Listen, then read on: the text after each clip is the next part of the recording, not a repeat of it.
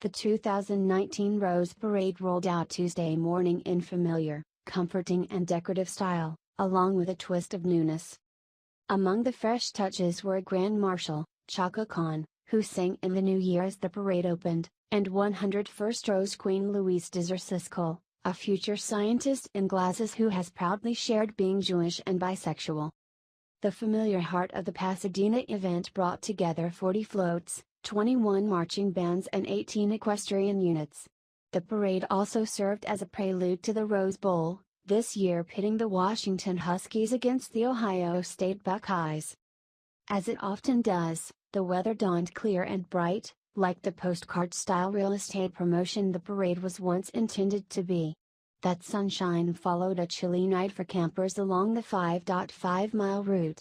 Overnight winds had been forecast to range from 25 to 45 miles per hour, with gusts up to 65 miles per hour. Temperatures dipped to the high 30s, not a record cold, but a chill made worse by the wind.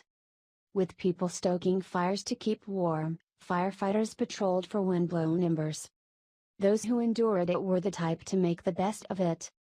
Christina Carrion of Whittier arrived around 8:30 p.m., planning to set up under some bleachers when she noticed the view from her truck wasn't too bad. She and husband Rudy Cervantes had a direct line of sight to where the floats would come by. So as scores of campers set up air mattresses, hammocks, cots or sleeping bags, the couple squeezed their air mattress into the back of the pickup.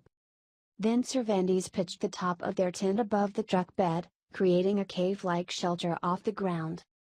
The couple began camping out along the parade route 3 years ago. The floats were assembled with as many natural materials as possible, with a sweeping palette of colors, but the rainbow also was cultural. The high school band from Flower Mound, Texas, took part, and so did Nakau'ale, Hawaii's all-state marching band from Kaneohe. They were joined by the All-Izumo Honor Green Band from Japan and the Banda Escolar from Guayanilla, Puerto Rico.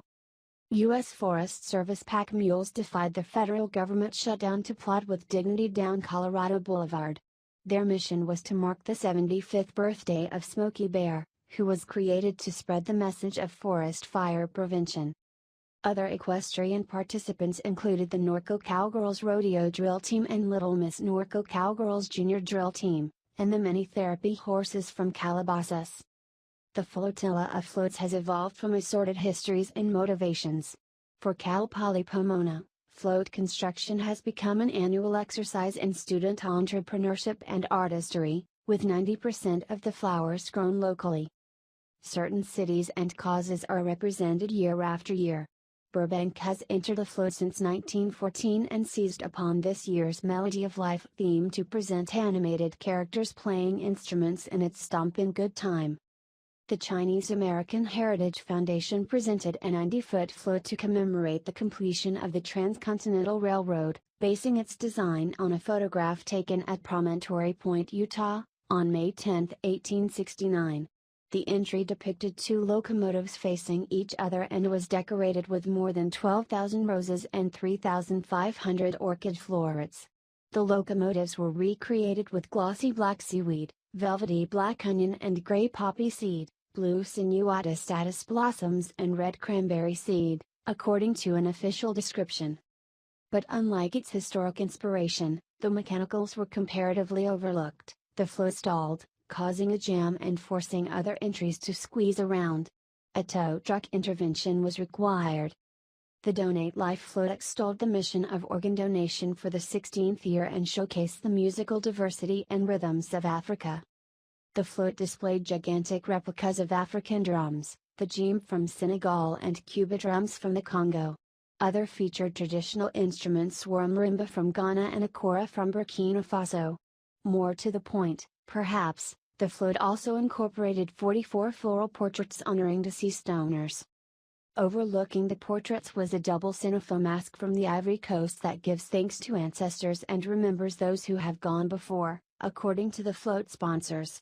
The double face suggests male and female, past and present generations, as well as the interconnectedness of all of those who have been touched by the power of donation. 26 living donors or transplant recipients rode or walked beside the float. The parade is all about boosterism in the form of forgivable, celebratory spectacle. Carnival's Rose Parade float featured divers and a replica of the cruise line's new California-based ship, the Panorama. Blue Diamond entered its first float to promote almond milk. Another first-time entry came from the restaurant chain Chipotle, which hopes for a goodwill boost 5 months after more than 600 people came down with food poisoning after eating at a Chipotle in Ohio. The float featured a giant red tractor to symbolize the work of farms. On the float were growers and suppliers of ingredients for Chipotle restaurants as well as the rock band Portugal. The Man. The Cultivate a Better World float was crafted with ingredients served in Chipotle restaurants, including about 200 pounds of chili flakes to cover the tractor, ground onion seeds for the tires, cumin, cloves, oregano and bay leaves covering the cart, ground white rice for lettering and 100 pounds of lemons hanging in trees, all destined to be recycled as compost. Another goal of the parade in recent years has been to respond to the diversity of Southern California. The first African American Rose Queen was named in 1985. The Tournament of Roses had its first female president in 2006. The first African American president, Gerald Freeney, is serving this year. Freeney, in a TV interview Tuesday, credited his daughter with suggesting the parade theme. A Pasadena native, he started watching at age 5. He began volunteering in 1988. "When I first joined, I never thought I'd be president," Freeney said. "There's still a queen, and she's a high school senior at a Tony private school in Pasadena. Siskel, this year's honoree, and the members of her court have attended some 120 social events in their ceremonial role. For the parade, she broke from tradition by wearing glasses. In another departure, Siskel wore the same dress, a lacy purple gown, as the young women who were runners-up. It was a decision we all made in order to show unity on the float today," Siskel said in a Tuesday morning television interview. In an op-ed in the Times, Siskel noted the importance of the platform she has. She described herself as the first Rose Queen to talk about being Jewish. "I feel an additional responsibility, to myself and to this tradition, to share that I am bisexual. While I am almost certainly not the first member of the LGBTQ community on the court," she wrote, "I hope that by saying so publicly, I might encourage others to be proud of who they are." For Armando Hurtado, the parade was about watching his daughter perform in the Pasadena City College Honor Band and communing with those around him. "People don't see race here," Hurtado said. "Everyone is here for one purpose, to bring in the new year."